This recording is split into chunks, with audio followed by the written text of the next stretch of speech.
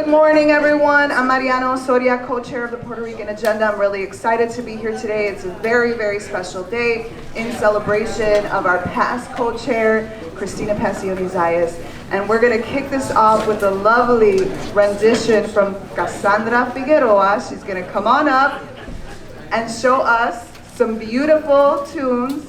Despierta, borinqueño que han dado la señal. Despierta de ese sueño, que es hora de luchar. A ese llamar patriótico, no al de tu corazón. Ven, no será simpático el ruido del cañón. Nosotros queremos la libertad. Nuestro machete nos la dará. Vámonos, borinqueños,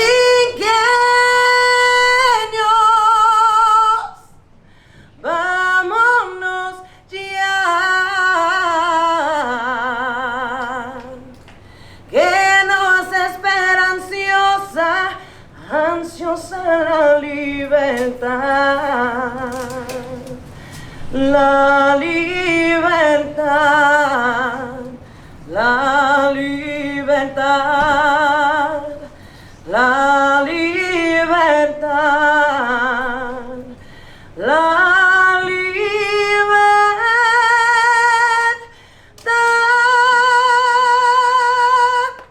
¡Que viva Puerto Rico libre!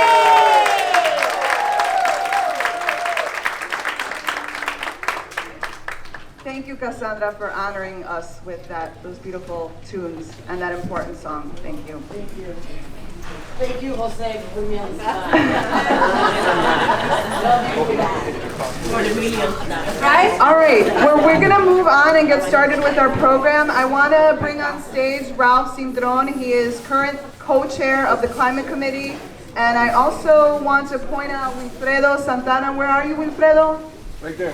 Right there. Yeah, raise your hand, Wilfredo. He is the other co-chair for the Climate Committee. So we're very excited to have this incredible report from the SAIS students. Want to remind you all that some of the students that are presenting today were actual students that went to Puerto Rico that the Puerto Rican Agenda were able to support in that process. So we're very excited to be able to see the fruit of that work, their learnings, and what they're giving back to all of us. So I'm going to ask Ralph to come on up and introduce the program and introduce his team who's presenting today. Ralph?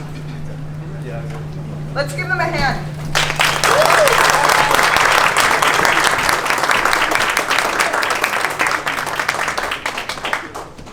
I thought this was a mic for a while. Okay, thank you. It's really wonderful to see everybody here. I want to introduce an extraordinary group of researchers.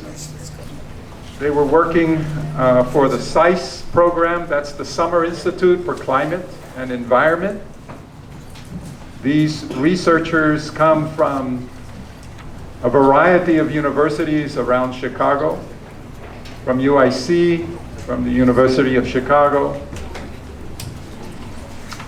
also from ITT, all right? DePaul, we have somebody from DePaul? Anyway, that's okay. So what is the Summer Institute for Climate and Environment? The Summer Institute for Climate and Environment is associated with Argonne National Laboratories. There's a linkage also to the Crocus Grant, which we've been talking about now for a year. We'll be talking about it even more for the next 5 years.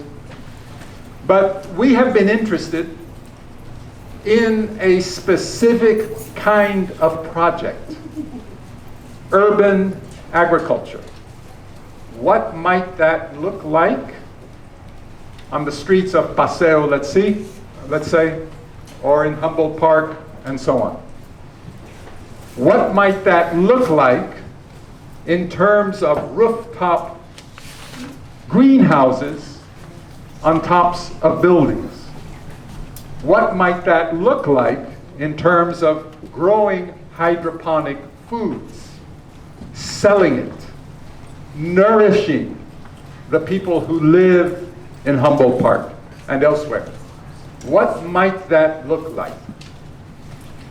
So, this group of researchers went to, where's Jessica? Somewhere over here. Talked to Jessica, talked to political leaders.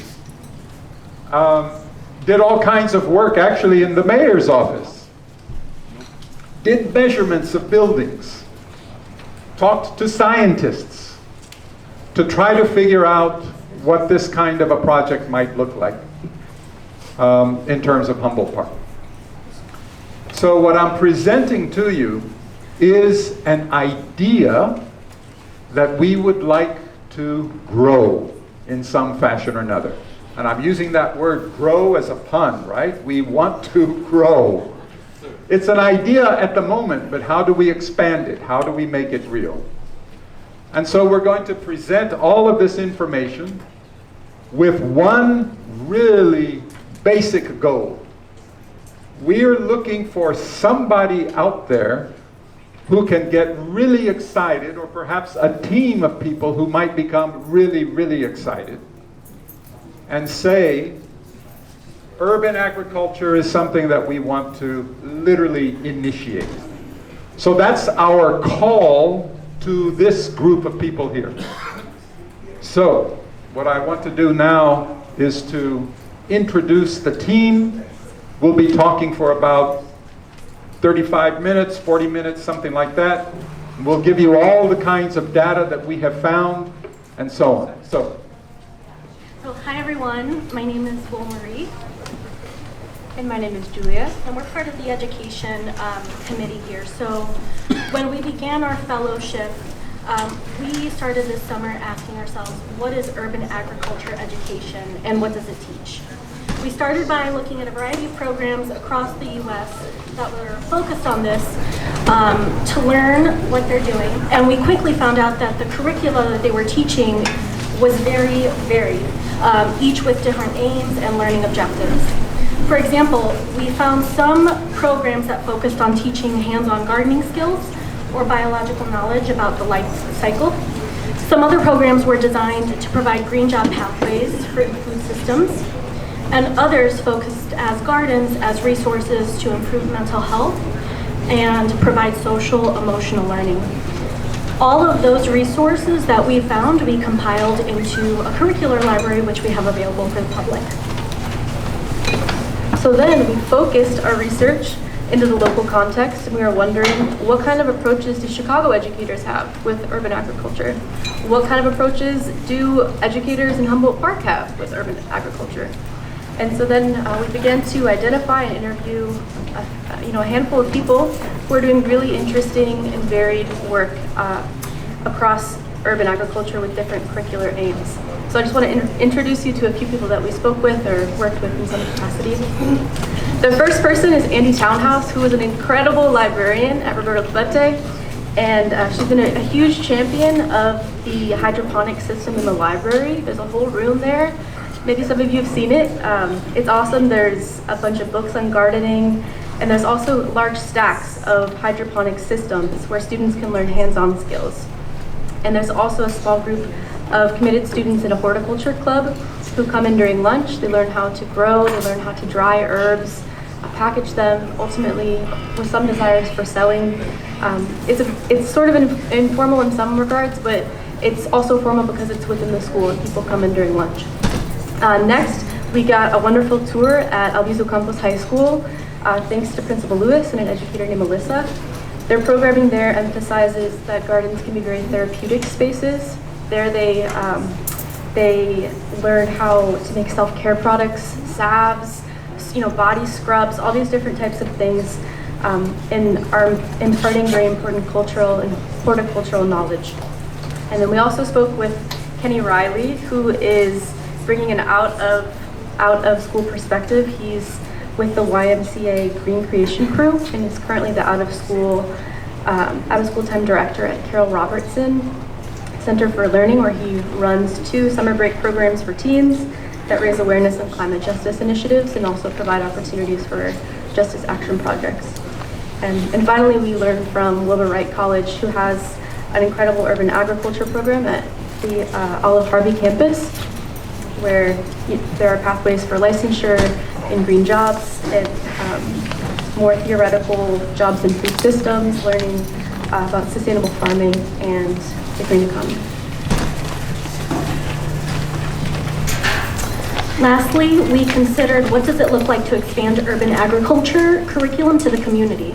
As Ralph mentioned, there's a big focus on greenhouses in the area, and a lot of the educators we interviewed want to engage the community, namely bringing in parents to participate in the learning, cooking, and consumption of the food grown.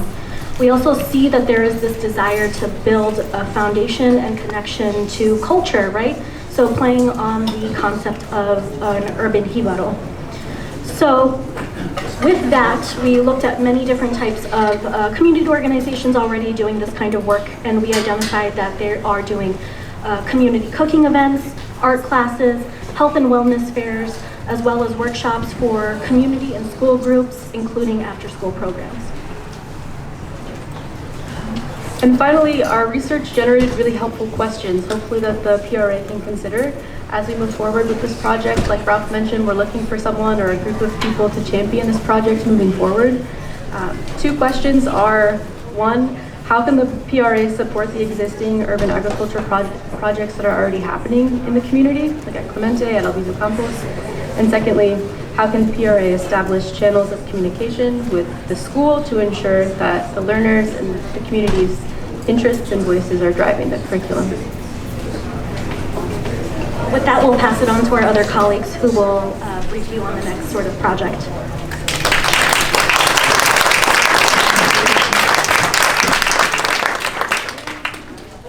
Good morning, everybody, and thank you all so much for being here. My name is Anissa Camacho, and my partner, who unfortunately cannot be here today, Tosin, we were part of the business and marketing group. And with saying all that, joining SICE, me, my personal perspective, I was actually wondering what can I actually contribute. I am very much an anthropologist or researcher, do things like that. So I'm like, what can I contribute really so much to science, right? But then I really realized my own professional background of being like an operations manager within retail, that actually helped me create or want to form a business plan within urban ag. Within doing so, while also working in the archive within Humboldt Park with Michael Rodriguez, over the summer, I was able to find some amazing artifacts that I've never heard of before, and actually asking people around in the community, have they heard of it before? A lot of people said no, or a few people said they had, but it was kind of out of reach, or was not very often, or also not affordable to them. So that also made me think of the other initiatives that may have been presented by PRCC, right? So one of them was the produce mobile that would show up like once a month within Humboldt Park, and then people could show up there and they could actually go through the truck and actually pick out fresh produce. A second one was actually the Fresh Basket program, which also accepted EBT at the time. And they were able to go there and pick up 4 different varieties of package options, right, for fruits and vegetables. But then that also did not last. That was something that quickly went through the community, and then it was just as quickly as it came in, it was also out. So then what can we actually contribute? Humboldt Park just seems very interested in the urban ag movement that's actually happening within the city of Chicago, and that was like great news to me. So right away when we started talking about it, everybody just started lighting up. Youth, elders of the community, leaders, politicians, everybody kind of really wants to see what can we do with that. So with the business and marketing team, that's all we started just doing. We just started reaching out to the community.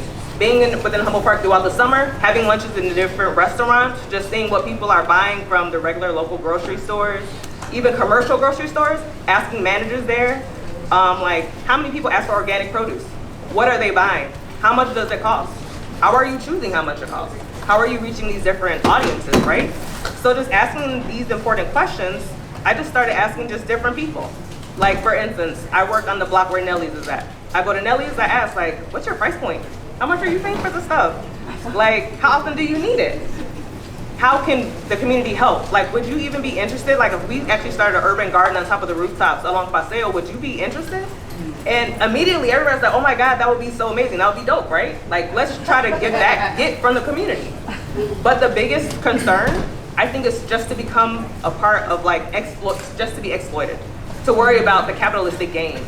Like, what do we have to gain from that, right? And that was like the biggest thing. So it was more so like, how can we do this? How can we support? How can we be involved in that? So that was more so the biggest question, and what can we grow?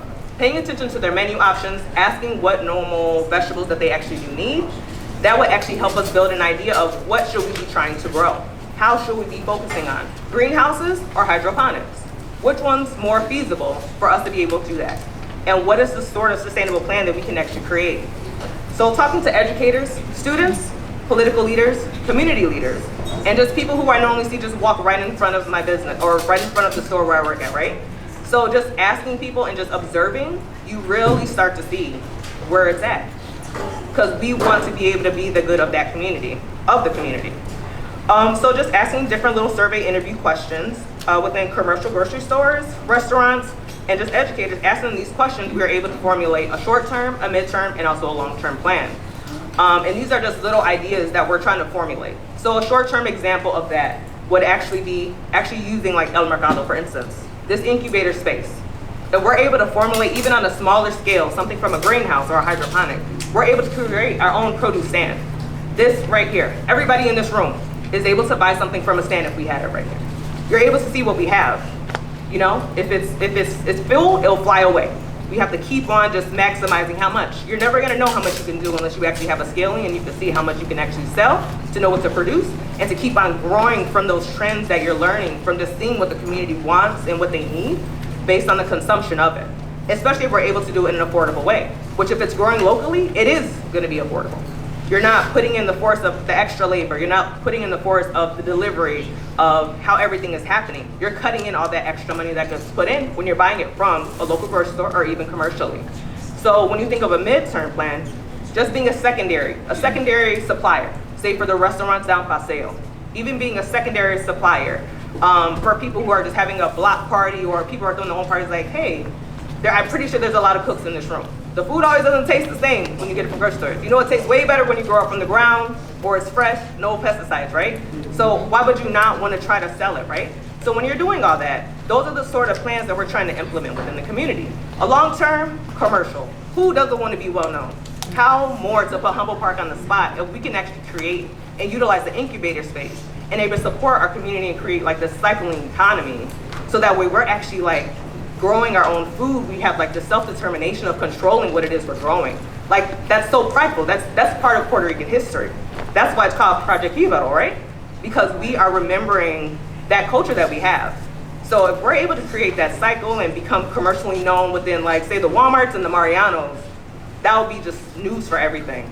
That would be great news for all of us. We will all want that attention. We will be able to be that model of that self-determination, that food sovereignty that we all want, right? So building that within our research, we're able to do that. And within our research, we have it all listed on our website. So if you guys will all scan the QR code, you can see all who we spoke to, the numbers and everything and all the data. So hopefully we can grab people's attention, whoever might be interested in further pursuing this, because I really believe in my heart like this is something like that can actually grow from it. And I feel like it's something we can all learn from an educational standpoint, from a political standpoint, or just from a human standpoint. Food security is very important. Humboldt Park, talking to, going to Jessie's office even, you know, we're hearing about homelessness within the community.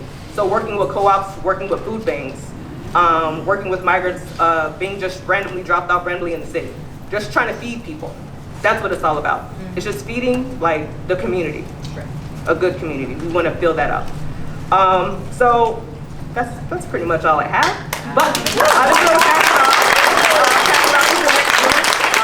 We'll be talking about zoning, funding, and also just policy building and how we can grow from that and try to bring this to fruition. Thank you guys.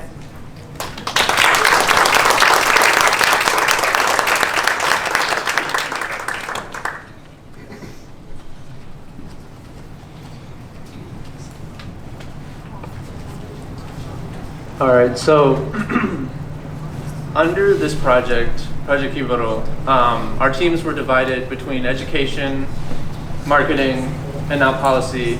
And we're also going to present on our STEM team as well. But starting off, we kind of wanted to set the stage and sort of understand what is climate policy in the city of Chicago. And what we found is that Chicago is very progressive when it comes to climate policies. In fact, in 2008, Chicago became the first major city in the United States to release a climate action plan. And despite its major setbacks, from being more centralized through the Department of the Environment to being dissolved under the Rahm Emanuel administration, it's now following this new trend of community collaboration between city and community. And it's best highlighted through Jessie Fuentes, who, as many of you know, has worked under Bate Urbano, has worked with the PRA and the PRCC. And we're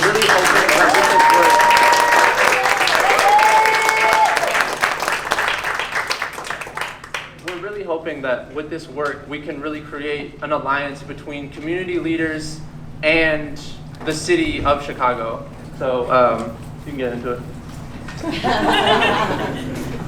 So our research methods combined interviews with city officials such as Ruby Ferguson from the Food Equity Council, Chicago's Chief Sustainability Officer Angela Tovar, and Alderperson Jessie Fuentes' office, along with doing external research such as reading up on municipal codes, finding funding and programs and stuff like that.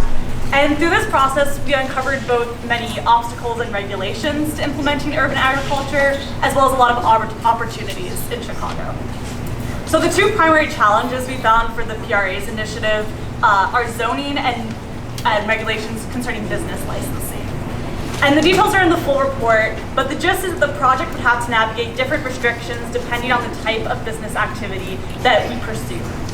So our recommendation, based on the zoning of the particular buildings the PRCC is looking at as potential locations for rooftop greenhouses, and the recent urban agriculture business license ordinance that was championed by the Food Equity Council, is the establishment of community garden structures operating with produce stand licenses, which would involve on-site stands at each farm along Division Street, selling unprocessed fruit, vegetables, and herbs directly to consumers, restaurants, retailers, and anyone who is just walking along Division Street and can see the stand right along the street. And we also investigated how to acquire a zoning change or exemption in case that was not the route that we wanted to follow, and the information about that is also in the report. On the other side, we looked at the opportunities for urban agriculture, which include funds and grants, city procurement services, vacant lot redevelopment, and partnerships with city officials and organizations. One of our major findings was that the abundance of funding and energy on the topic of regenerative agriculture and urban green spaces comes from the intersectionality of many issues. So this topic brings together climate change resilience, sustainability, food sovereignty, food deserts, access and equity issues. And because all of these issues come together in this one project, there's a lot of energy and funds available to take it to the next step. The other conclusion we made is that urban agriculture is an actively changing policy field. And one of the unique aspects of it is that it is so prioritizing the community input from organizations exactly like the PRA and PRCC. That is one of the defining aspects of the policy field currently. So in the future, we envision a partnership between the PRA and the PRCC, along with Alderperson Jessie Fuentes' office, potentially the Food Equity Council itself, and we want to bring together community input, policy formulation, and political support into this collaborative atmosphere. I also want to give a shout out to our Chief Sustainability Officer who's with us, Angela Tovar, in the back. Thank you so much for meeting with us and taking the time to work with us. Can you switch it out to the STEM port?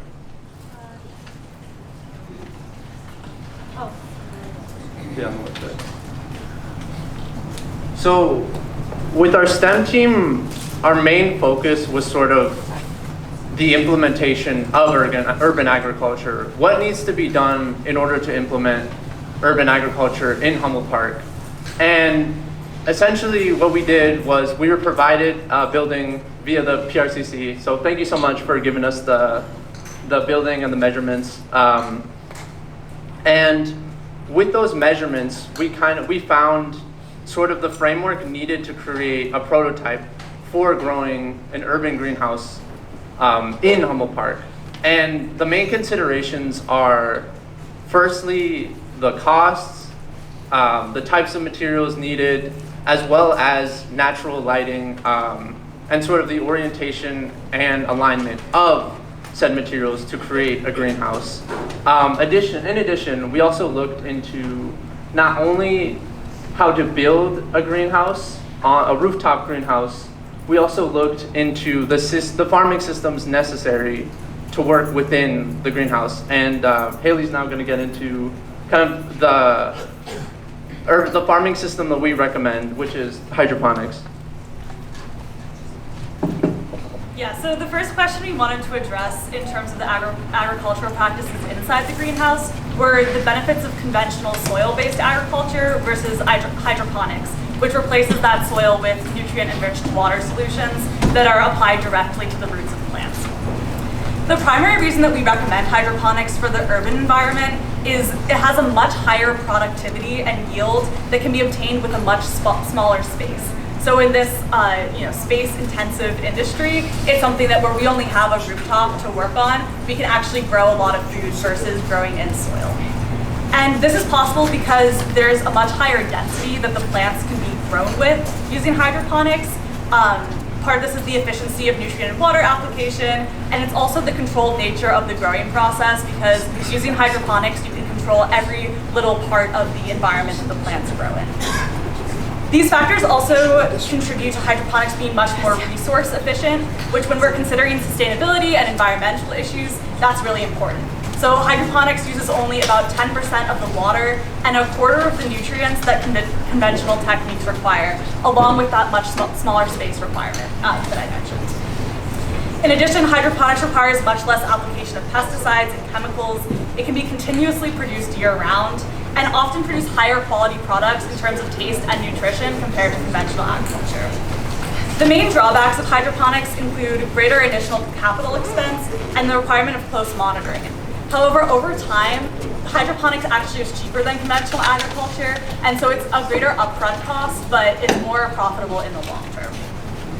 Within hydroponics, there are many options for delivery systems, and I'm not going to go into all of the details of the complicated application processes, but the one that we recommend is called the nutrient film technique, which is the most suitable for scaling, and it's the one that's most used in commercial applications today. And basically how it works is that you plant plants in these sloped growing channels, and then you have a pump that circulates the nutrient-enriched water over the plant roots so they can absorb the water and nutrients that they need. And then the excess water is recirculated through the system so that you don't have that waste that you would have through like percolation in soil during conventional agriculture. And so a full comparison of the techniques can be found in the science report, along with recommendations for the setup and conditions of the system, including factors like what pH do you want to set it at? What nutrients are you actually including? What type of lighting are you setting up in the greenhouse? What kind of temperature are you setting up in the greenhouse? And then a final recommendation is that the greenhouses only grow 2 to 3 varieties of produce each, because the real benefit of hydroponics is that specialized growing conditions. So the system, the nutrient supply, the lighting, the temperature, all of that, if it can be specialized directly to the plants that are growing in that greenhouse, that will increase the productivity and yield anymore. And then I'll turn it back to Joaquin to talk about the cost. Okay, so with the considerations, I think many of you are wondering, how much is a project like this going to cost? So we looked into not only the different materials kind of needed to build this greenhouse, but also estimates based on the dimensions we were given. So the place we looked at was about 5,000. There's actually, on our site and on our report, we were able to 3D model kind of the framework and sample of a rooftop where we would work on. It's on the thing for y'all to see. Yeah, right here. Yeah. But essentially, this was calculated to be around 5,000 square feet. So with those metrics, we were able to calculate that on the low end, a greenhouse would cost at the lowest, about 12,500. But on a high end, utilizing much more square footage, it would be between 50,000 to 125,000. And this isn't even factoring labor considerations or the type of energy needed to be implemented. So I guess that said, I want to sort of highlight and emphasize that we need your help as well. Like, we've conducted this research, but we need the support of the community to continue to do research like this in order to implement a kind of a greener, more sustainable Hummel Park. Thank you.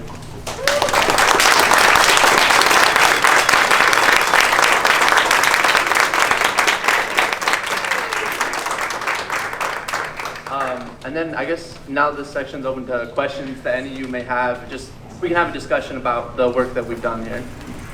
Do you want to show us the website and that you've created and stuff like that? Yeah, actually, this might be for visual reference. Let me pull it up.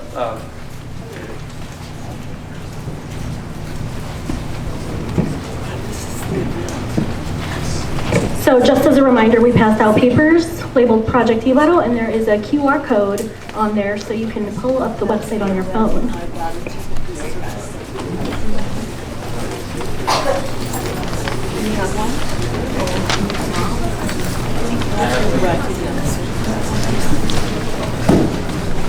So on the website, we actually have a section about kind of a green Paseo Boricua, and what we're proposing is essentially that once we've kind of figured out the metrics on implementing greenhouses, that we can actually install these greenhouses on multiple rooftops throughout Paseo Boricua. So many of these buildings are PRCC owned, and we're kind of hoping that with this implementation, we can actually mass produce the produce via rooftop green spaces. And then I guess just to say, there's also on the website you can actually like access it. It's a little more interactive. It kind of gets into it a lot more. Also, you know, read through our reports if you have the time. You know, like really, like we really need your support for this. Yeah, I have a question. What do you estimate is the per square foot cost of, let's say, one rooftop garden? Total, I mean, you know, meant a low level, high level, including, as you say, the energy and the setup costs. I would say, in addition to So let's first take the 5,000 square foot. So at the 5,000 square footage, I would say at minimum it would be 50,000. But in addition to the systems implemented, I would say it can range between, for something to be able to mass produce, I would say it would be an additional $5,000 to $10,000 on top of the cost of construction. And that includes whatever. Yeah, it would include like a high functioning system within the greenhouse. So you're talking like 70,000 roughly for 50 or 5,000 square feet? Yeah, roughly. I think also like our biggest takeaway from the engineering part, and our engineer is actually not here today, was that it really depends on the materials you use. So if you use a glass plating system for the greenhouse, it's going to be much more expensive than if you're using a plastic film, but it's also going to be less efficient. So we have a lot of like considerations in the report, and it kind of depends on what option you go down. That's going to really vary the price, which is why it's such a large range. Do you think that the botanical garden may be a good partner for you? Or I know they have this kind of project on the west side, and so anyway, that's my question. Because a partnership would also allow you to share resources. Yeah, I mean, I would say so. I think part of all of our recommendations includes potential partners or potential collaborators, and really, you know, it's the people in this room that will pull it forward, and it's also, you know, outside folks coming in to help support this initiative as well, no doubt. Did we talk about Did you want to? Yeah, I can talk a little bit about partnerships. So there's like a lot of people who are doing this right now. There's like the Urban Growers Collective, there's Grow Greater Englewood, there's Gotham Greens on the south side, and a lot of them do have programs to help educate and provide resources for new farms. So for example, Gotham Greens provides tens of thousands of seeds for free to start up community gardens and urban farms. And so there's a lot of partnerships that we see both within the city, so that would be like the Food Equity Council, the Sustainability Office, and then also with community partners just like the Conservatory or other people who have established similar systems in their own neighborhoods and want to help those systems spread throughout the city. There's one last, or maybe two last questions, or one question. Paul? Yeah, there is somewhat of a Puerto Rican precedent to this with Antonia Pantoja, a woman who actually was a founder of a speed-out large organization we all around the country. When she retired, went to Puerto Rico, up in the hills in Canóvanas, was approached by a community of people who were about 40% unemployed about what could be done. She did a number of enterprises. One of them was a fish farm, an acre-wide fish farm up in the mountains growing fish. The other one was that agroponics farm that in part employed a lot of people and sold lettuce to a number of large grocers on the island as well. And I think that's gone, but it was a message about how that works and its opportunity to create capital, employ people, and grow at something that people can eat on the island as opposed to importing it to the island. That's not a question, but it's... So mine was that, do your partners include in maybe in the report using families for sustainability, for around like keeping, you know, we talk about youth year-round jobs for young people and encouraging them to be a part of that. Is that included in the report? Yes, with After School Matters, that's one of the ways we found to provide teens and young people stipends for work. There's also, you know, I think would be really great to partner with the Chicago Park District, right, for programming, again, like youth and community education, and possibly employment. What can we do? You said you need our help, but what can we do? We need people to take this project on in sort of all of the sectors or in some of the sectors, right? So we need people to continue to do the research, try to reach out and make these connections to garner support, raise funds potentially for the cost of a greenhouse. Is there anyone out here who is interested in becoming an entrepreneur in terms of urban agriculture? If there is, then these are the people to talk to.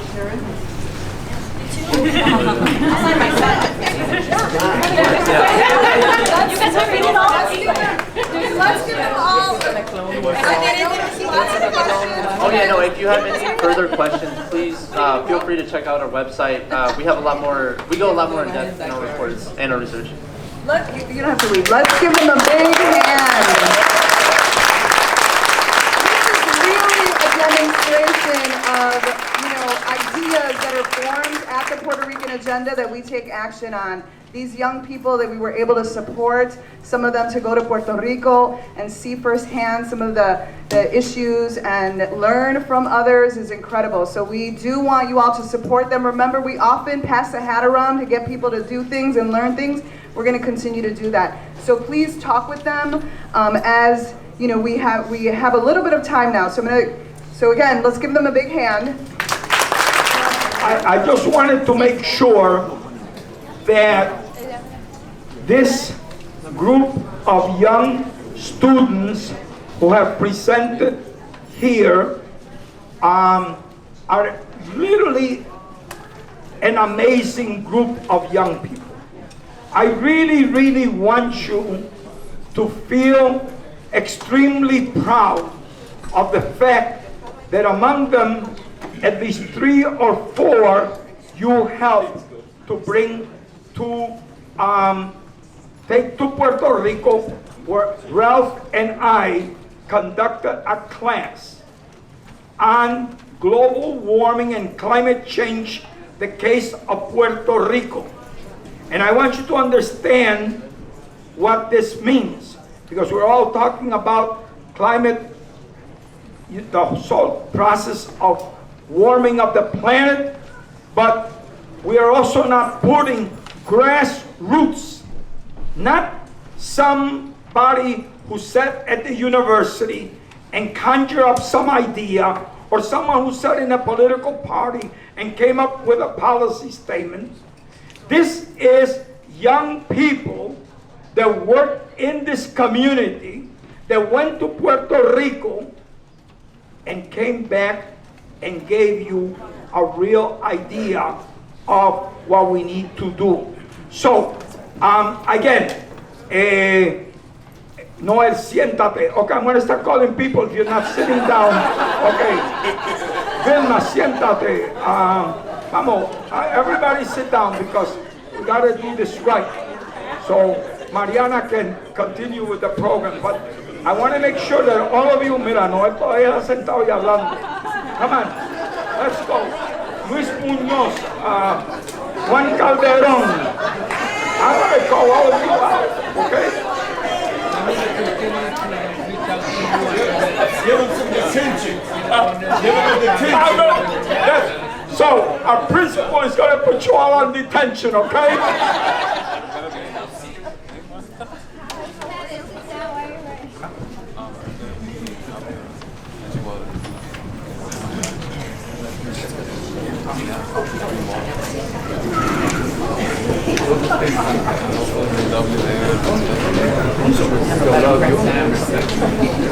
All right, so let's see who's standing up that I'm calling. Honorio, Juan, the delinquents in the back, all of you, Luis Muñoz, come on, I'm going to start calling you out. Even our Alderperson.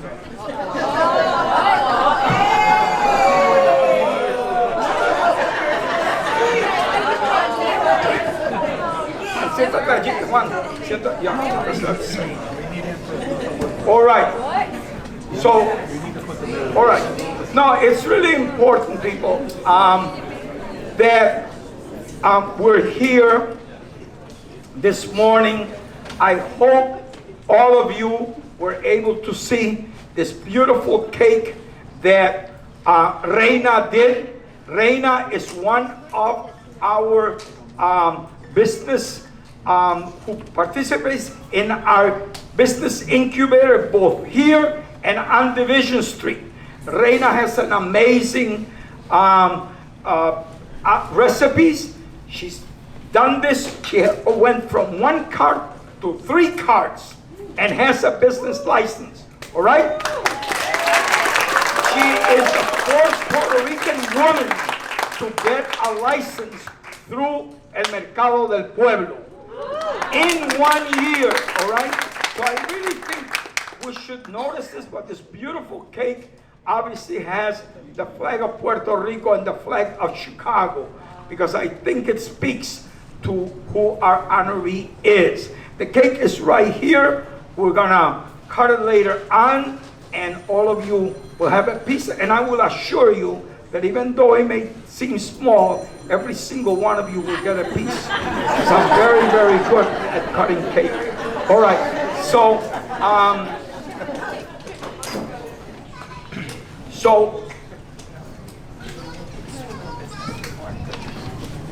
We're just waiting for our guest of honor to get settled in. So I'm going to move some things from our agenda to early on. So you all that got an agenda can see quickly just some quick updates and announcements. Our next meeting is going to be September 2nd at Roberto Clemente Community Academy. You know, we usually kick off Fiesta Boricua that weekend. I also want to share for folks that are interested and encourage folks to sign up to vote at the Humboldt Park Advisory Council. Elections are going to happen August 10th at 6 p.m. at the Humboldt Park Vote House at 1301 North Humboldt Park. And as I see our esteemed guest coming forward, let's all give her a big hand.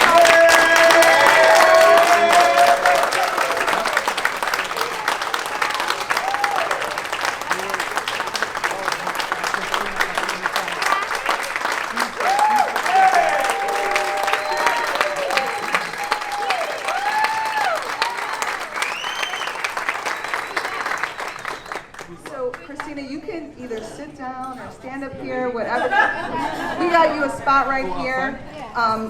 We're going to go ahead and get started. I just have to say that I am so proud to be able to have learned from Cristina and the work that she does, the action that she takes, the integrity that she has. I'm not going to talk a lot because we got some really cool people, cooler than I am, here to talk about their experiences with her and honor her. But I do just want to say, Cristina, thank you for everything you did at the agenda, everything you've done at the state, everything you're going to do in the city. We're so excited for you. So appreciate it. I want to quickly recognize recognize some of our esteemed folks that are here. We do have Justice Jessie Reyes here. I'll talk really quickly in a moment. Congresswoman Delia Ramirez.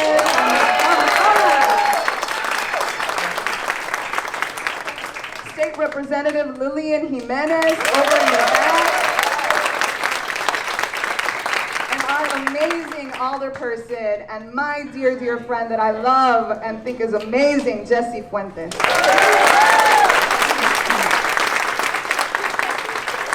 All right, so we're going to kick this off. We got a few people that are going to say a couple things. This is really celebratory. This meeting is dedicated to Cristina and to her work and her efforts. I want to say this is a partnership between the Puerto Rican Agenda and the Puerto Rican Cultural Center. Together, we are honoring you and recognizing the work that you're going to do and everything else that you're going to do in the future. So thank you. So I'm going to introduce a woman who is amazing. You all know her. She is rooted and ready and more than ready because she took actions, all kinds of actions in the last many, many, many years. Delia Ramirez, who is now our Congresswoman, is an incredible force. And I remember, where's my daughter? My daughter's over there in the corner. She would attest to me saying, Delia is fire. Fire. And she was fire before she even got into office. I remember that I was at an event and she was there on the South Side. It was about racial equity, and the things she said were just so on point and beautiful, and she didn't just say them, she believes them, and she does them, and she acts on them.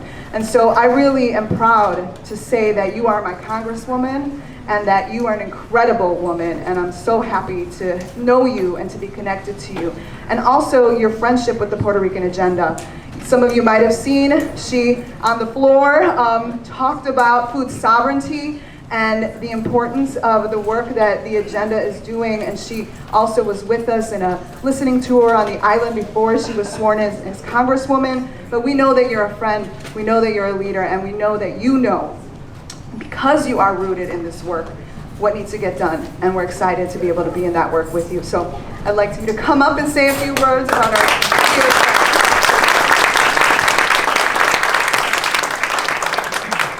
Thank you, Mariana. She also knows that the Puerto Rican Agenda will always remind you to stay rooted, always remind you to stay ready. And if not, they'll have Jose give me a call in DC and ask me, why are you not saying more on the House floor about Puerto Rico and the work that we're doing here in the Puerto Rican diaspora of Chicago? Well, qué gusto es poder estar con todos ustedes esta mañana. It is so beautiful to be back home in Chicago, be in Humboldt Park. For about 8 months, I was back and forth since January, 59 flights since January. For those that have done it for a long, long time, I have so much more respect for them now.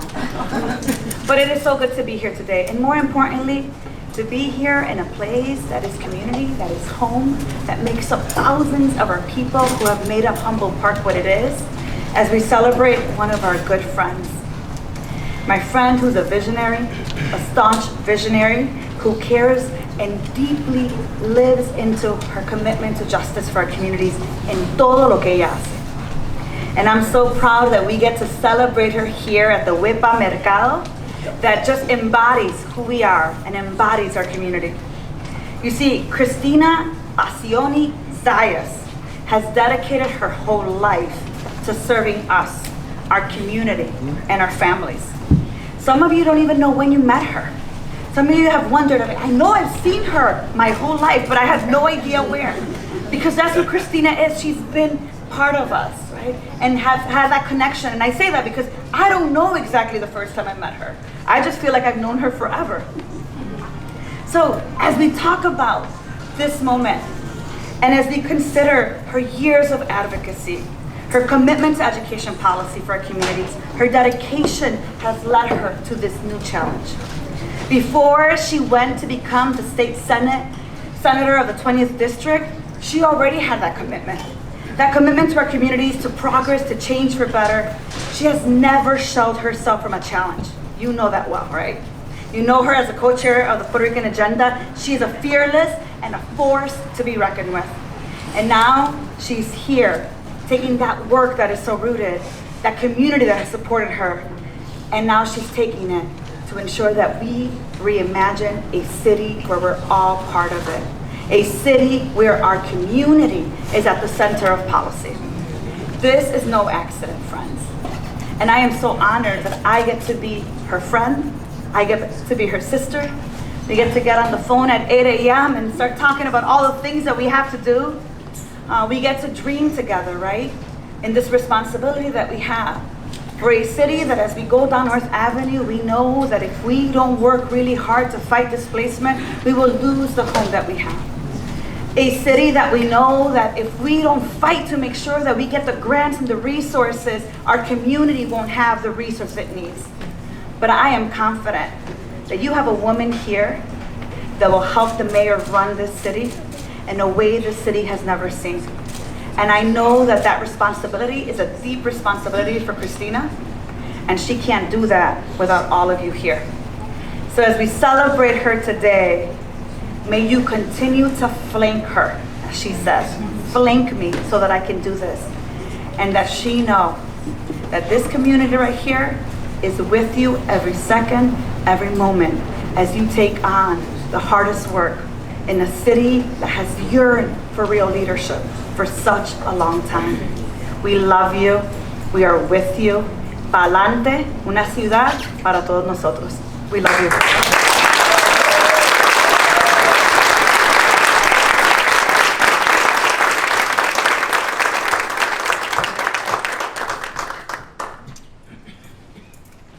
Thank you so much, Congresswoman, and thank you. I'm going to actually pass it on to the Puerto Rican Agenda's advisor, Jose Lopez, who I know has some very, very deep connections with our honoree today. Jose?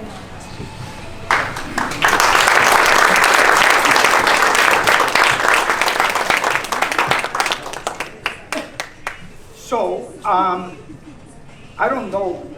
This is one of the most difficult moments because I have known Cristina her entire life. She grew with us. She has been an amazing testimony, a witness to our work forever.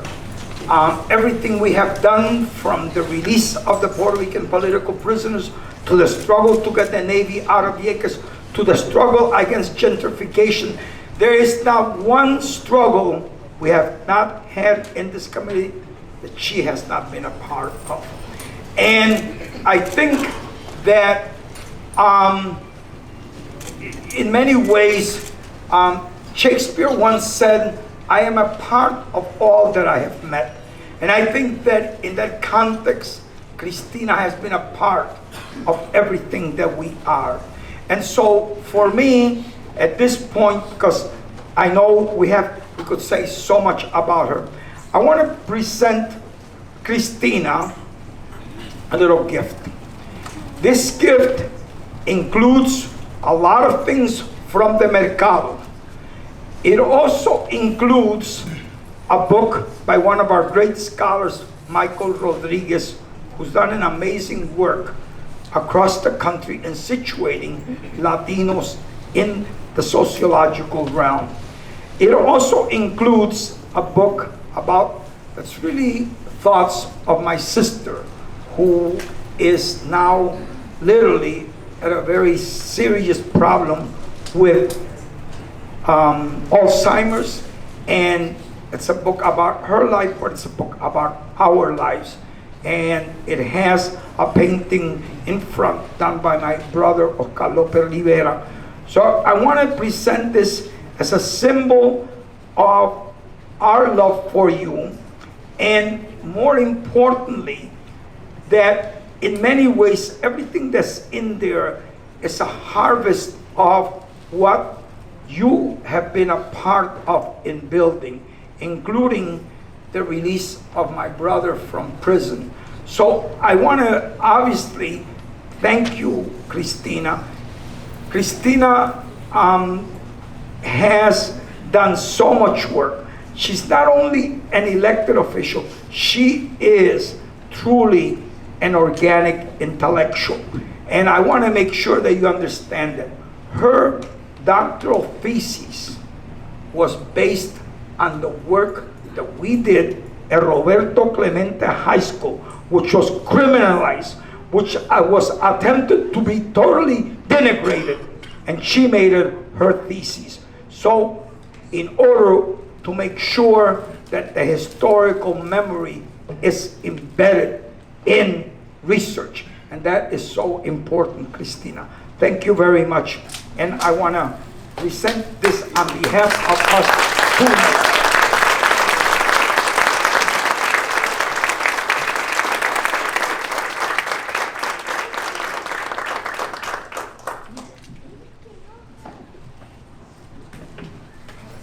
So, dear friend, Cristina, we'd love to see if you'd like to say a few words to the Puerto Rican agenda, and kind of, even though we want to be sending you off with good vibes and everything, here we are asking you again, give us some energy and some positivity to move us forward.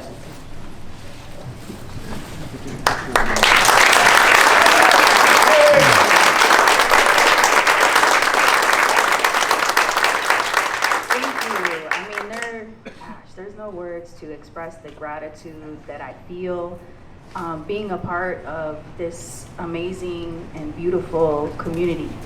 It is truly a highlight in the human experience to be a part of something that is so much more than you.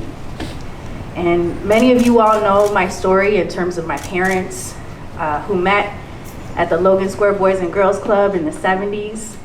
And they worked around the clock to build community, to create space where people were seen, heard, validated, and understood that they were each other's business, that they were responsible for each other. And coming onto that space and seeing how much my parents poured into people, it became a part of my DNA. It was totally something that was like breathing. It was so natural. And at a moment in my family's period when my mother became disabled, it was a shock to the entire community. But I think what was so powerful was that the same community that they poured into poured back into us. And that's why one of my core values is that community is family. I truly believe that in every fiber of my body. I think it's also one of those things where you understand the power of community in moments like that. Our family was at a very difficult point, and instead of us having to go through it ourselves, community said, we got you. We've got your back. We are your safety net. We are flanking you. That's a very powerful experience as a child who was 7 years old, not knowing what would happen. And then now, coming up in this space, I mean, Jose is right. He's known me since I was probably a thought in my parents' mind. and he will remind me of that every single day. It doesn't matter how old you are always a delinquent. He is always calling you out. But it is just, you know, it is what carries me forward in that type of work. And so, you know, feeling like I am the product of all of you all pouring into me is such a, it's such a beautiful human experience to have. And then, you know, I have to say, you don't plan for these types of things, right? You don't knowingly plan for them. You just do the work, you show up, you build with people. And I have to say, words, thoughts, and actions are incredibly powerful. At the beginning of this calendar year, I was in Springfield, and I was at the house with some of my housemates who also represent these areas. And I said to them, guys, I'm planning my exit strategy. I don't think I could do this anymore. And it wasn't because I didn't feel affected, and it wasn't because I didn't think I did good work. It was because I don't think that that was the right environment to be able to utilize my skills to the best capacity. And I didn't know where I was going.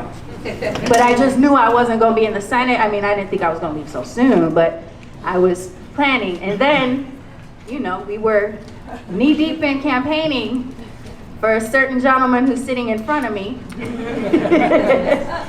who represents everything we've hoped and dreamed for and had been working on for generations. And you know, we had been working so hard because we knew this was our shot.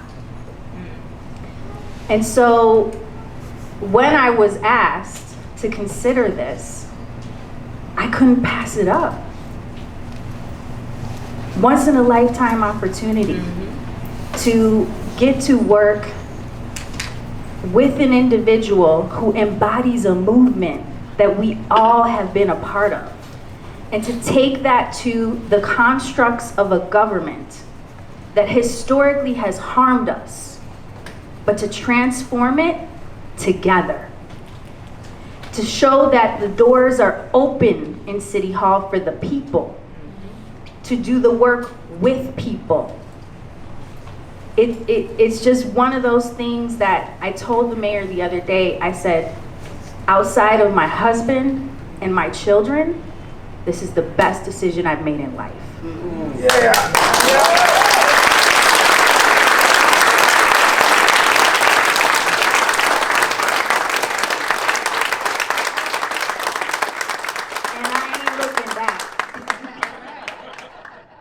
And we get to do this work together. We, you know, our policy chief is an amazing woman who you all will meet, Yumi Grigsby. She dubs the portfolio that I oversee the Heart Hub. So we've got education, youth and human services, and we've got community safety, and we've got immigrant and migrant refugee rights, and we've got intergovernmental affairs and policy and sustainability and philanthropy. And it's an amazing dynamic. The mayor has attracted such amazing people who are not just like smart, but they have done the work, they have lived the experiences, and they have the track record of delivery. And I get to work with these folks. And we had an amazing, we make sure, I mean, we work hard around the clock, but we had a moment yesterday where I said, I want us to take this moment to celebrate us and to celebrate joy and to bring joy into the 5th floor. Because for so long that hasn't existed. And organically, I said, let's go around, let's talk about what's good. What did we win this week? And what was so beautiful, on top of all the amazing accomplishments, one of my colleagues decided to pour into another and say, I'm grateful for my colleague because she has shown up in a way I have never experienced before. And so now those connections are forming about showing up for each other to do this work. And I told them, I said, I want to make sure we're deliberate about taking times like this, because we're going to have some rough times. And we have to be able to lean into these moments of joy and connection and honoring our humanity. And so that's what I want us to get in a discipline of. Because we ain't going nowhere. If you all have come to my office on the 5th floor, I moved in like that. I have never done that in work. My whole place is hooked up. I'm not going anywhere. Mayor, you might have to kick me out. It feels so natural, and I just reflected, and I'll close with this. Working at Clemente, after I had done the dissertation that Jose spoke about, was the best professional experience I had. I would wake up every day happy. I would show up greeting students, greeting my colleagues, happy to partner with community. I haven't had that feeling in a long time in the work. I feel that in City Hall. And I get to feel that because of the people I work with, the people that have poured into me, and the people that I will continue to lock arms with. So I thank you all for everything that you have given to me. I plan to amplify, I plan to make sure that reverberates, and I'm going to need you to join me in all of these amazing as well as difficult moments. We turn in the Titanic, y'all. Rome wasn't built overnight. And so we're gonna have to be in this in the long haul, and I couldn't ask for a better community to support me. So thank you.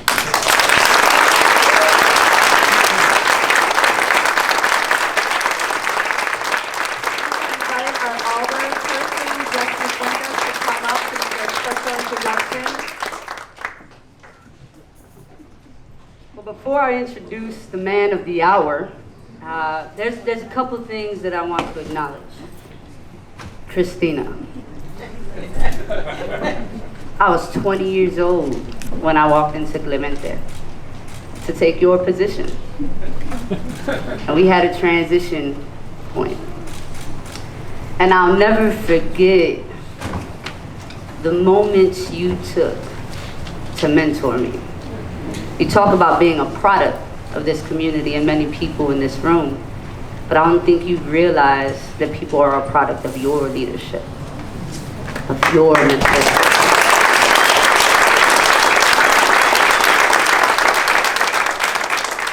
I was just a young kid right out of college, making a difficult choice to be in a high school with young people that I look like. Everyone thought I was a student when I started working at Clemente. I think if I go into Clemente today, they'll still think I'm a student. But everything from that transition to co-chairing the Puerto Rican agenda with you, to organizing relief efforts for Puerto Rico after Hurricane Maria, to landing the first plane in San Juan with supplies when FEMA didn't want to help our people.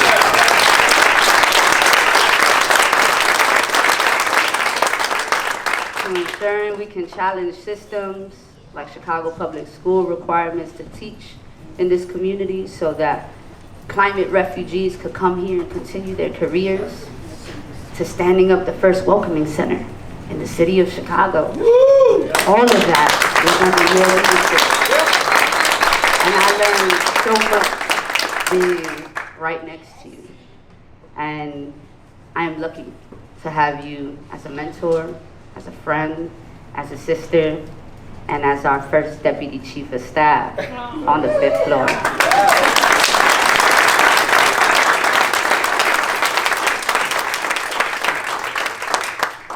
So, we are living, as our mayor would say, our ancestors' wildest dreams. The highest ranking Boricua comes from our community in the city of Chicago.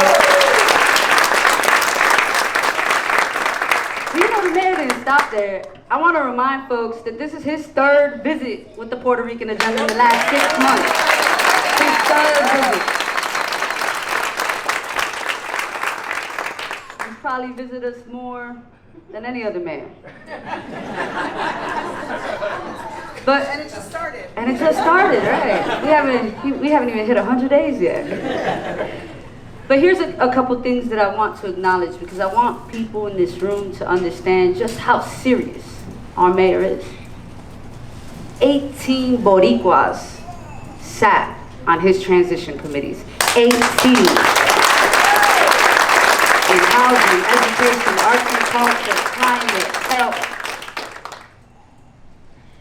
We have Juan Gonzalez here who chairs that transition committee. We have people like Michelle Morales who now sits on the Board of Education. We had individuals like Mariana Osoria, Natasha Brown, Lisette Castañeda, and many more Puerto Rican agenda members influenced the beautiful report that you put out. It speaks to a man who is dignifying, humanizing, and elevating our community in moments that are difficult. We are living in a rapidly gentrifying community. Every day, we are fighting a new fight, attempting to house our people, to ensure that they have equitable health care, to ensure that they walk into schools in which they're being taught about who they are and where they come from so that they can love the path forward. He is serious about investing in young people. and has allowed me to chair his Youth Employment Subcommittee.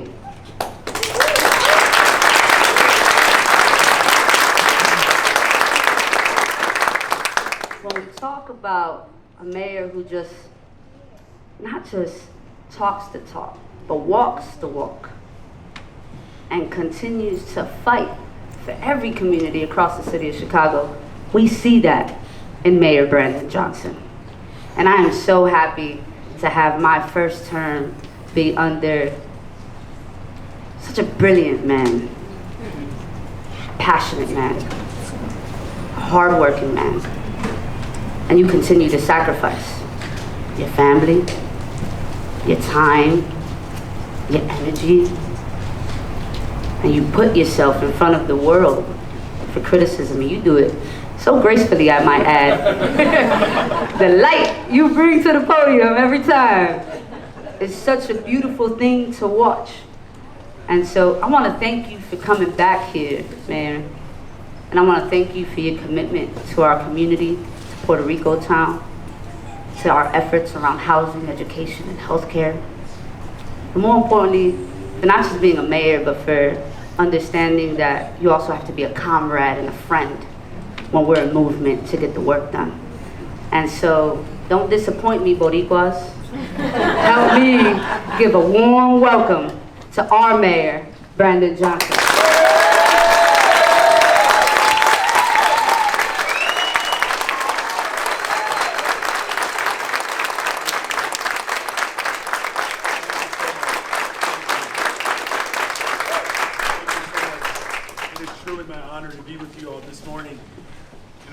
Congratulations to CPZ or Tina.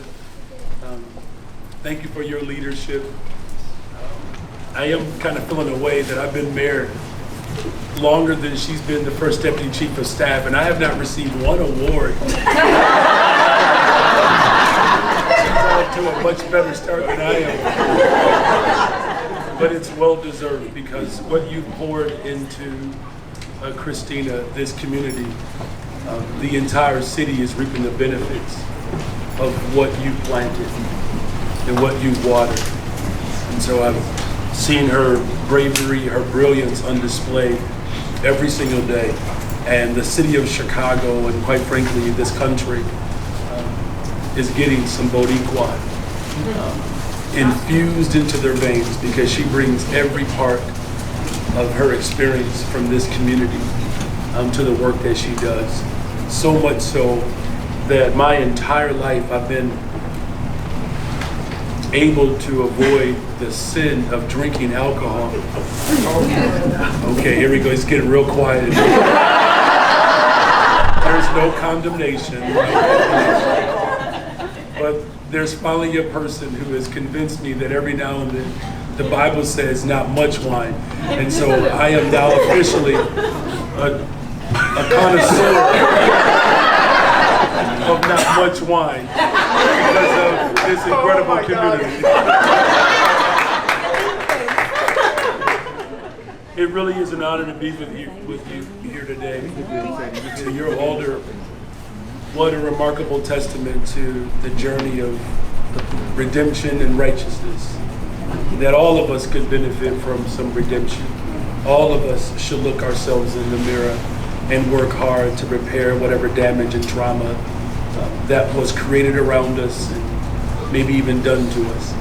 And thank you for your bravery and your beauty and your brilliance and your leadership on the floor of a space that has not been welcoming in a real way to our real stories. And you wear it with honor, and it's transformative. And so 26th Ward, you did yourself a tremendous favor.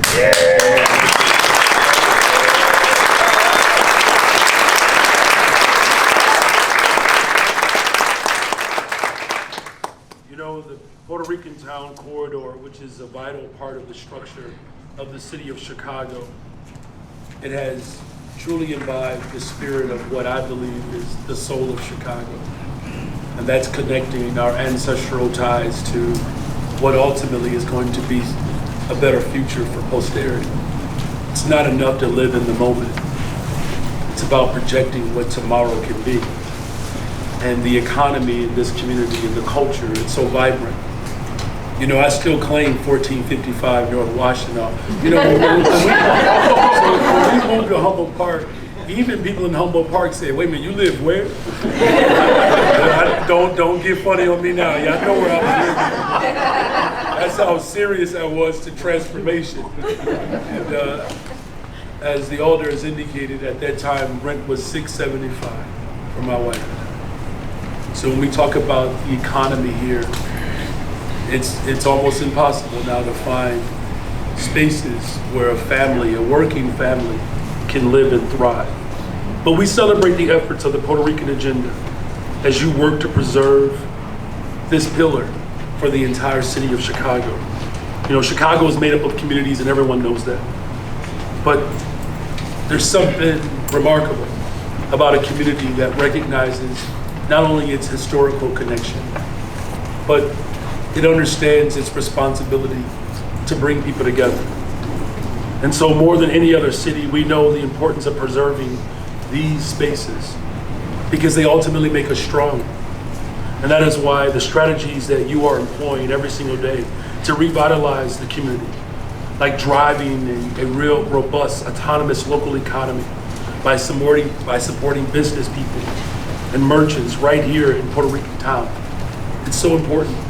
It's a model for the rest of the city. And investing in your neighbors and investing in people that strengthens the connections that ultimately will fortify us. Because it's watering those roots allows those roots never to be uprooted. And that's what we're going to have to continue to do to combat the gentrification that has become the prevailing way for cities like Chicago all over the country. But here's the encouraging part. You won't have to do it alone. I'm here with you. Because the city understands the histories of the Puerto Rican community. And we've seen that with the Puerto Rican Cultural Center, supporting local businesses. The Department of Transportation every single year has worked to reconstruct the infrastructure to improve pedestrian safety here. And of course, this past June, the Humboldt Park Taste of Chicago in neighborhoods that took place. It's a remarkable testament of what we can do to build a better, stronger, safer Chicago. From working with community leaders to erect not just flags, but a symbol of hope and promise. The city will continue to do that work and beyond, because these efforts that we have to commit ourselves to will help build up this town to be a mark, an example for communities across this city. But you also know that Puerto Rican town is grounded in something more than just simply an economic agenda. It's grounded in the efforts that understands that our preservation, it's a gift that we provide for posterity. Because the story that we are able to overcome today becomes the example that the next generation uses to combat whatever challenges are in front of them. And then here's the part that I'm also most impressed with, is that your example is an example for the west and south sides of the city of Chicago. And that the efforts to divide us, the efforts to pit our communities against one another, as long as I'm married, as long as I'm black, I'm not going to allow people to divide our communities.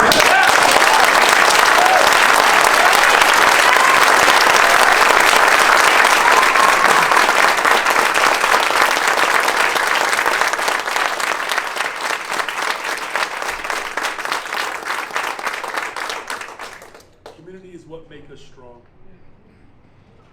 And everything that we do to strengthen this community, it emboldens the righteousness that comes from our strength.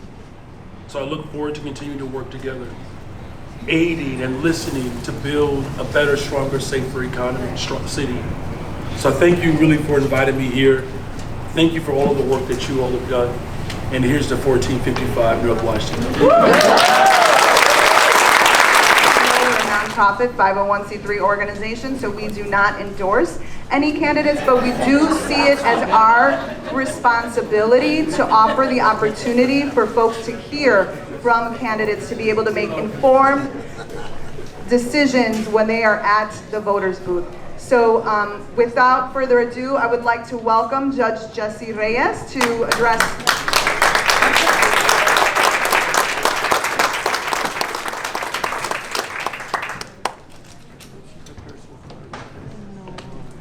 Buenos días, ¿cómo están todos? Bien. Es un placer para mí estar aquí el día de former Senator Paccione-Zayas y también estar aquí con la agenda y darles gracias por todo el trabajo que ellos han hecho por los años que han pasado. So it's a pleasure for me to be here today, and I want to thank Mariana and Natasha Brown for inviting me to be here. I also want to acknowledge the various elected officials. I don't want to start naming names because if I forget somebody, then I'm in trouble. So I'm not going to do that. But a couple things I want to point out. One of the things that the mayor said, which I think is significant about his roots in terms of coming from the neighborhood, right? You know, I am the highest ranking Latino jurist in the state of Illinois, and I still live in a blue collar neighborhood. Where I've come from. And also, as a young law student and then a young lawyer, I got an opportunity to work in the Harold Washington administration. And I remember the energy and the excitement that we had going in there and trying to work and making a difference. And for many years, we never felt that excitement on the 5th floor at City Hall until recently. So I want to give the mayor kudos for creating that energy and excitement and renovating and renovating the city, because I think it's very important. And one of my proud moments as a judge was when I got to administer the oath to our former senator, Cristina Paccione-Zayas. And I was also always excited because as a jurist, I always want to try and stay on top of the new developments in the law that's coming from Springfield. And I just kept on seeing all these bills that she was introducing that were benefiting our people. And I can't be more prouder than to have that opportunity to have had sworn you in. So thank you so much. So I have had the opportunity to work with Puerto Rican Agenda for many years. And I want to acknowledge their fight in terms of trying to maintain the culture, all right, and the character of the Puerto Rican community, against gentrification that's taking place. But this fight goes back. I remember back in the days during the mortgage foreclosure crisis, unfortunately, a lot of Puerto Rican families were displaced because of that crisis. And I, as a judge, made sure that I went out and through forums and educated the public about their rights, through foreclosure actions, about what they could do in terms of stopping the process, and also making sure that they got representation, that they were represented. That was my effort to try to create access to justice, because I saw so many families coming in not knowing what to do or how to address the issue. And I thought it was important that we work together and get that word out, and I want to thank the agenda for their assistance in that area as well.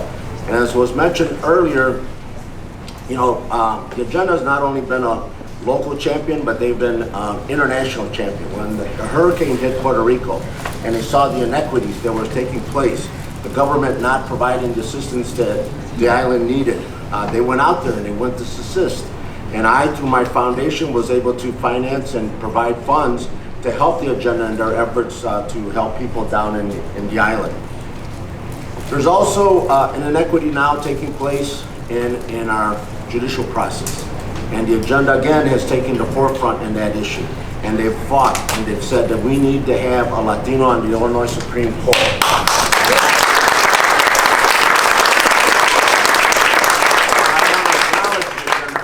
Because I think it's important to realize that in the past 5 years, the Illinois Supreme Court has had three opportunities to place the Latino on the Illinois Supreme Court, and they have not. So I think it's important that we continue this fight and this endeavor, because the court is not only making decisions, they set the rules, they set the policies that we all have to live by. And when they set that and they sit at the table and they do it, our voice is there. We need to have our voice there. We need to make sure that we are part of what is happening, not only for our generation, but for future generations. This is a generational election. But the next opportunity is not going to come around till like maybe 2030 or 2040. Think about it. Our children will already be at the age where they're going to want to decide what they want to do with their lives. And one area where they're not going to be able to go to is the Illinois Supreme Court. So we have to make that change, and we have to make sure that that change is effective now in this election. Now, there's been a lot of discussion in the papers. I know you've seen that in the radios about, we need a Latino on the Illinois Supreme Court. I happen to know a Latino who I think is very qualified. Not only a pretty face, but someone who's experienced, who has the knowledge, who is currently the chair presiding over the entire appellate court, that's been on the appellate court for 11 years, that throughout this gentleman's career as an associate judge, circuit court judge, and now as an appellate court justice, has provided access to justice. And I would suggest that, when you think about in March 19th, 2024, when you go to vote, that you look for that Latino name, it happens to be Reyes, that you select that individual, because I think it's important for us to have a voice, not only for the Latino community, but for all immigrant communities and all people of Cook County and the state of Illinois. So I want to thank the agenda for this opportunity to be able to speak and to present my credentials and tell you why I think it's very important. This is, unfortunately, the judges are always at the bottom of the ballot, right? But you got to remember, sometimes at the bottom of the ballot, it's more important than what's at the top of the ballot, because you're going to encounter judges more frequently than you will the governor, the president, the senator. All right, judges are very important, so you make sure you get to the bottom of the ballot. But when you go to the Illinois Supreme Court spot, make sure you mark off Reyes on March 19, 2024. Thank you.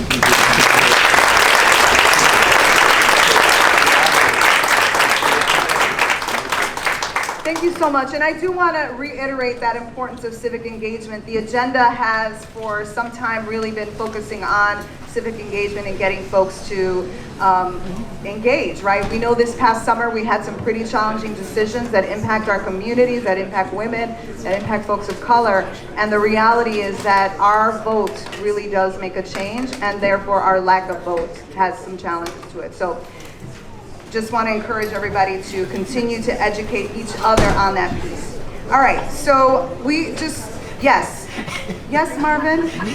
Yes, I have a request. Yes. The mayor was here. He made a fine speech, yes. We were not able to ask him questions, right? I bet there's a lot of people here that have questions and maybe statements. Yes. If we could collect those and present it to the mayor. Cristina will definitely take Marvin. it. Okay? Marvin, why are you taking all my words?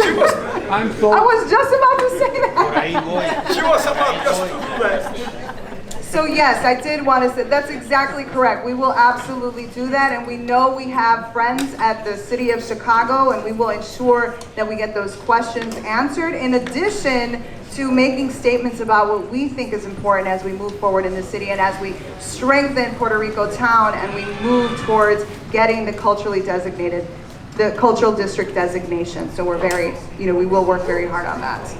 I want to quickly give an opportunity for announcements. We're not going to do committee reports. You all can look on our website to look at when the next meeting is for those reports. But I do want to do some quick announcements and give opportunity for folks to do announcements. I was talking about Humboldt Park Advisory Council. So again, there are some applications there, but there's also a website that you all can, if you want to be one of the officers, you can nominate yourself. This will also go out in the Puerto Rican Agenda Google group. So if you're a part of that, you will get that information as well.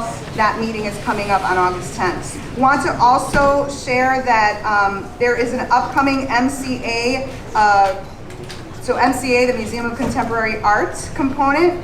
As you all know, we have a Boricua curator there, Carla Acevedo Yates, and she is doing Entre Horizontes, Art and Activism between Chicago and Puerto Rico. So it's going to be a really important piece. It opens August 19th all the way through May 5th. And do you want to talk about Fiesta Boricua? So I know that before I go, I know that Marvin raised the issue of at least having this said and obviously sent to the mayor, but I know that there are two women that work with Marvin in the community as a campus, and I know they had a statement. Can we have them say it? Come on. Go ahead. Both of you, come on. Sin miedo alguno, ¿sabe? Then you can present Cristina. Just real quick, I'm Milagros Fernandez. I'm working with Marvin with the CAC program, and we had a meeting with principals a couple months ago.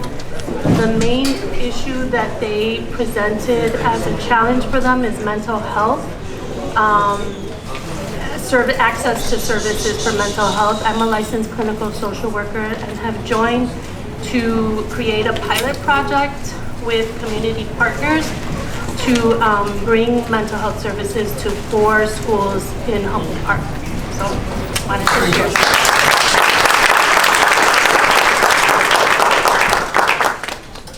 Hello everyone. This was actually supposed to be addressed to the mayor, so apologies, right? Good morning, everyone. My name is Monica Lozada, and I am the Outreach Coordinator for Humboldt Park Community as a Campus Education Initiative, a community action council of the Chicago Public Schools.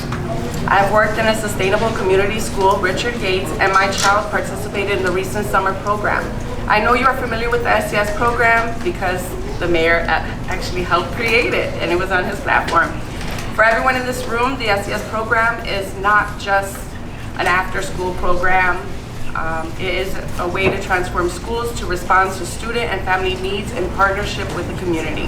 SCS is based on 6 pillars. Engage student learning that is culturally relevant, high-quality teaching, not high-stakes testing, positive discipline practices, restorative justice, wraparound community support, parent engagement, and shared leadership. Working with the SCS, I set up a sensory room for autistic students at Gates and also worked very hard to support families during the height of the pandemic. Working with the Puerto Rican Cultural Center, we are now positioned to expand SCS to Roberto Clemente High School and its feeder school, Jose de Diego Community Academy. We seek the support to expand SCS as part of the 17 schools Community as a Campus works with in the Humboldt Park area. Thank you.